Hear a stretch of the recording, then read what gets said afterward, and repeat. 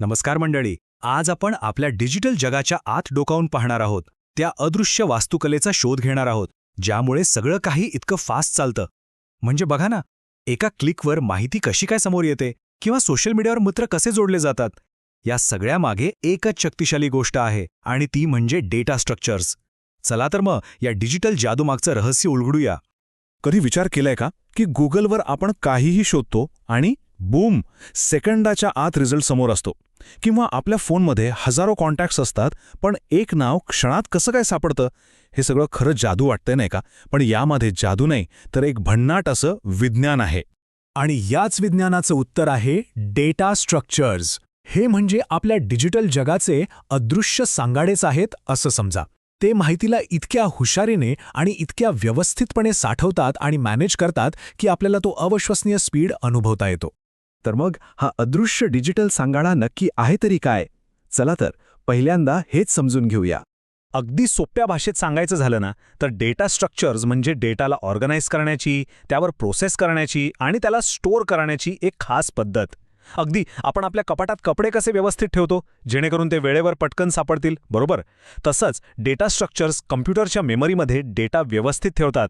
ठीक आहे, तर आता काही महत्त्वाचे डेटा स्ट्रक्चर्स बघूया.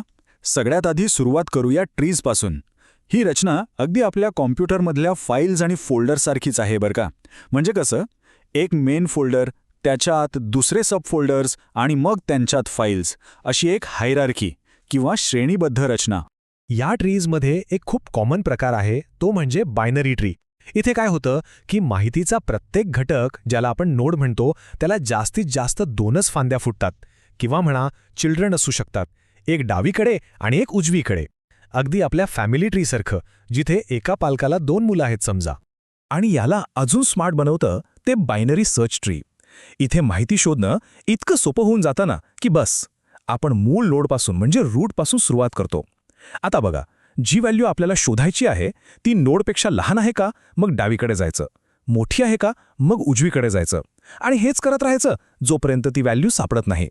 यामुळे काय होतं, प्रत्येक स्टेपला अर्धा डेटा आपोआप कमी होतो आणि शोधण्याचा स्पीड प्रचंड वाढतो. बरं, ट्रीज ही रचना तर हायरार्कीसाठी म्हणजे श्रेणीबद्ध संबंधांसाठी एकदम भारी आहे. पण जेव्हा गोष्टी एकमेकांशी अनेक वेगवेगळ्या मार्गांनी जोडलेल्या असतात, तेव्हा काय? उदाहरणार्थ, सोशल मीडियावर मित्र कसे एकमेकांशी जोडलेले असतात किंवा इंटरनेटवर वेबसाईट्स एकमेकांना कशा लिंक असतात, बरोबर? अशावेळी कामाला येतो आपला पुढचा डेटा स्ट्रक्चर, आणि तो म्हणजे ग्राफ्स. तर ग्राफ म्हणजे नक्की काय? सोप्पं आहे. यात असतात व्हर्टिसेस म्हणजे काही बिंदू आणि त्यांना जोडणाऱ्या एजेस म्हणजे रेषा. हे समजण्यासाठी सगळ्यात बेस्ट उदाहरण म्हणजे सोशल नेटवर्क. विचार करा, प्रत्येक व्यक्ती एक व्हर्टेक्स आहे आणि त्यांच्यातली मैत्री ही एक एज आहे. सिंपल. आणि हो, ग्राफ्स फक्त सोशल नेटवर्क पुरते मर्यादित नाहीयेत बरं का. जरा विचार करा, गुगल मॅप्समधली शहरे म्हणजे वर्टायसेस आणि त्यांना जोडणारे रस्ते म्हणजे एजेस. किंवा इंटरनेटमधले कम्प्युटर्स आणि त्यांना जोडणाऱ्या केबल्स. हे सगळ्यांचे सगळं ग्राफ्स वापरूनच तर मॉडेल केलं जातं. ते आपल्या रोजच्या जीवनाचा एक अदृश्य पण खूप महत्त्वाचा भाग आहेत. अच्छा, मग आता या ग्राफमध्ये माहिती शोधायची कशी? तर याचे 2 मुख्य मार्ग आहेत. पहिला आहे BFS म्हणजे ब्रेड्थ फर्स्ट सर्च. हे कसं काम करतं? जसं शांत पाण्यात दगड टाकला की लाटा कशा पसरतात, तसं हे लेव्हल बाय लेव्हल शोधतं. यामुळे सगळ्यात जवळचा मार्ग पटकन सापडतो. आणि दुसरा आहे DFS म्हणजे डेप्थ फर्स्ट सर्च. हा एखाद्या चक्रव्यूहात शिरल्यासारखा आहे. एकाच मार्गावर शक्य तितकं खोलवर जातो आणि मग परत येऊन दुसरा मार्ग पकडतो. चला आता एका अशा जादुई पद्धतीबद्दल बोलूया, जी माहिती अक्षरशः इन्स्टंटली, तात्काळ मिळवून देते. पुन्हा एकदा तोच प्रश्न, आपल्या फोनमधल्या हजारो नावांतून एक नाव आपण एका सेकंदात कसं काय शोधतो? यामागे आहे हॅशिंगची जादू. हॅशिंग म्हणजे काय? समजा की हे एक जादुई फायलिंग कॅबिनेट आहे.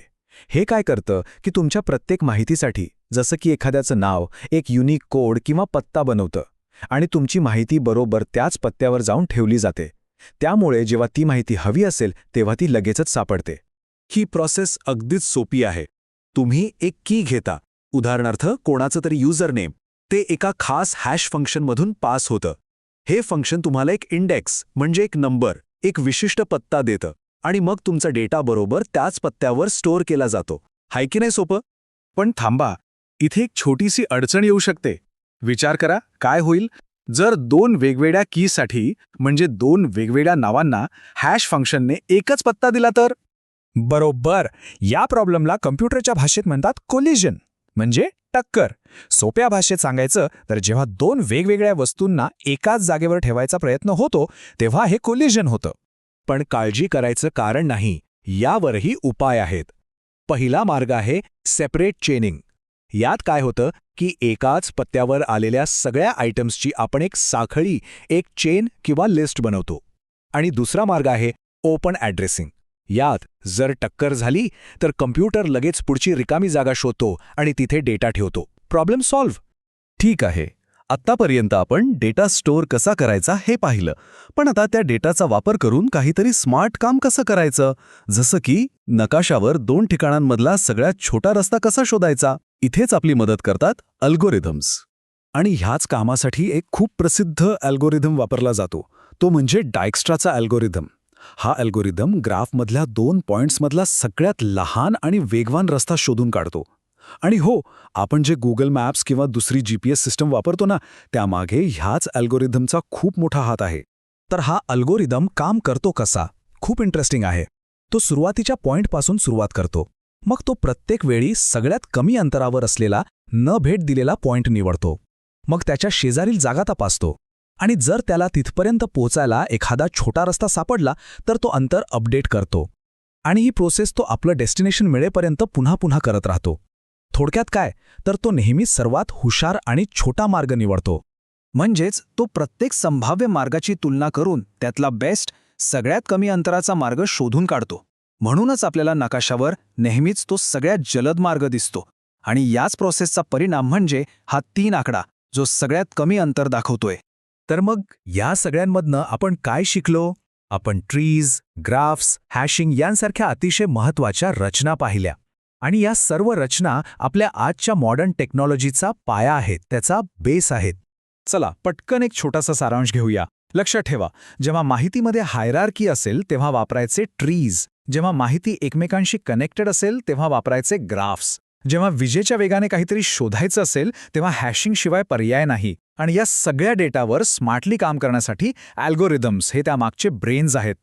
तर आज आपण आपल्या डिजिटल जगाच्या काही मूलभूत बिल्डिंग ब्लॉक्सबद्दल जाणून घेतलं. पण टेक्नॉलॉजी इथेच थांबत नाही, ती सतत पुढे जात आहे. आता जरा विचार करा, भविष्यात क्वांटम कम्प्युटिंगसाठी किंवा प्रचंड मोठ्या AI मॉडेलसाठी कोणत्या नवीन प्रकारच्या डेटा स्ट्रक्चर्सची गरज भासेल? भविष्यात डेटाच्या अशा कोणत्या नवीन समस्या असतील ज्या आपल्याला सोडवावे लागतील? हा विचार करायला लावणारा प्रश्न आहे, नाही का?